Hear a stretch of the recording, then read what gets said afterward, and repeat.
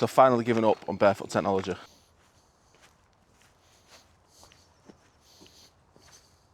Anybody who watches the videos or has subscribed or seen anything that I've put out over the past year, you'll know that I've always been a big advocate for barefoot shoes. I've always said how much more my knees feel better when I'm walking, how much more it's relieved the pressure on them when I'm walking downhill, and just generally how much nicer it is to be able to feel the ground and walking. So why have I took the plunge? Why have I got rid of barefoot technology? Why am I now using conventional hiking boots again? Well, things are simple. I've had a lot of hikes recently, been having a lot of quite bad back pain, and I wasn't sure if that was down to my weight or down to the routes that I was picking or down to the fact that I'd let my fitness drop a bit. But what I have noticed is I've since bought some new trail runners which aren't barefoot, and since buying them I've noticed a massive change in how my back feels. I've not had any back pain at all while hiking. I've been able to go further distances, and the strange thing is I haven't noticed any difference in my knees. So I've made the decision that I'm going to spend the next year in conventional hiking boots and trail runners, and I'll make a comparison at the end of the year as to, do the barefoot actually make any difference, or was it just a case of I needed that short-term fix of them to strengthen my knees up, and now I can use conventional hiking boots. So I feel it might be worth discussing a little bit about the pros and cons of both boots, and then we can revisit that in a year once I've had that year's test on them both. I feel I'm in a bit of a position at the moment anyway to be able to do that after 35 years-ish, minus the few years that I couldn't walk, of using conventional shoes, and the last 3 years of using barefoot. So, pros and cons of them. Start off with the pros. So the pros are barefoot. You can feel everything under your feet. You walk and you have a lot of confidence in everything you walk on because you can physically feel it. And not to a point where it hurts your feet, but just where you can feel the ground enough to know where you are. And one of the big pros of conventional shoes is they're just considerably comfier. Because you've got more padding there under your feet, you tend to get less blisters, and it just is a comfier walk.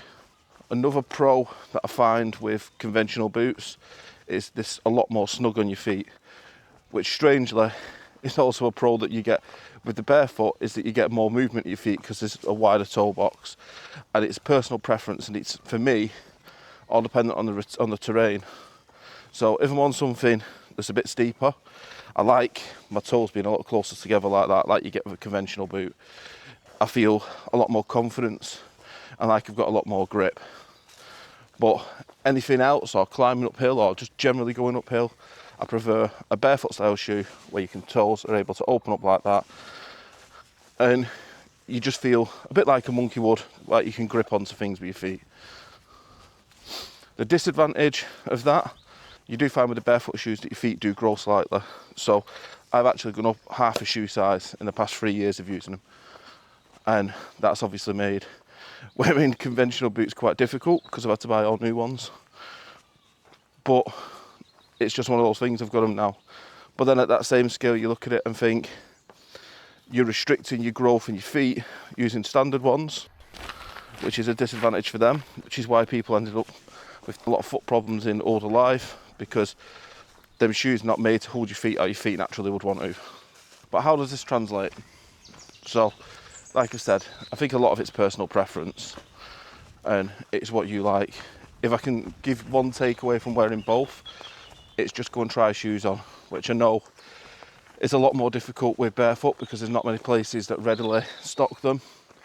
But then, as somebody who's used them for 3 years and has been such an advocate for them, you have to sort of ask the question as to why. They're probably cheaper to manufacture because there's less materials go into them, and they do give you less foot problems. So if they are this big groundbreaking thing that a lot of us believe, why aren't they everywhere? Why isn't the shop selling them? Why is it so difficult to find a pair on the high street? And I haven't got the answers for that.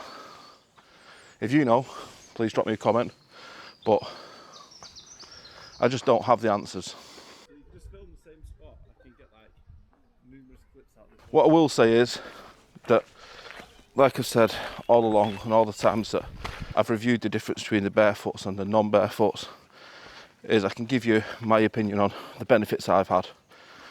And I can't deny that confidence-wise, I felt a hell of a lot better in them. Knowing that I can feel that ground, and when I've done things like drifting and stuff in the past, just being able to grip them rocks or feeling like you can, it really, really helps that confidence. I can't deny that my knees are a lot stronger and I'm getting a lot less pain. A few years ago on this, when I didn't weigh as much as I do now, I'd have really struggled coming down here. This would have been really painful on my knees. There'd have been lots of stops I'd have had to take. Probably would have fell a couple of times maybe, or slipped, because I just wouldn't have had that confidence. And I'd have been walking either crab style like this, side to side, or I'd have been using baby steps to walk down, whereas now I'm quite confidently just walking at a fairly normal pace down the hill, and it doesn't bother me. I'm also not seeking things to hold with my hands on the way down. So you can't deny the facts that I have seen improvements, and I'll always be an advocate for the fact that if you've got bad knees, or you do get knee pain when you're out hiking, to give them a go.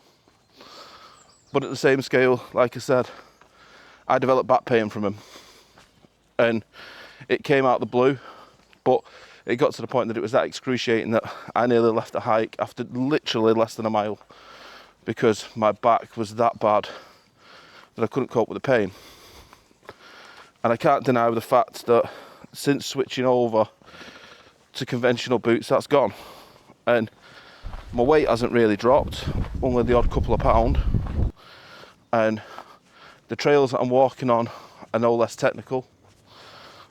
And the weight that I'm carrying is no less. So there's no reason that it should have gone. And it's, like I said, it's one of them, it's another fact you can't deny. It's that back pain has gone, and I'm stuck in this happy medium now. And unfortunately, you can't mix between the two, because you won't get any benefits from it, because you need to consistently be using the barefoot to see the benefits you get from that. And I should imagine it would be exactly the same with the conventional style. Say hi, Steph. One thing that I am going to change this year though, is rather than wearing boots all year, I'm going to try and spend a little bit more time in the trail runners. The weather's very dry and very warm in the UK at the moment. There's no need for me wearing big heavy boots.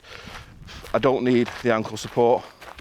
And since switching to these trail runners, which I'm very impressed with, to be fair, they're a set of Pumas and they seem to grip really well and they're very comfortable. But since switching to these, it's changed my walks massively. I just feel a lot more comfortable walking, and it's a lot more fun to do when it's comfortable.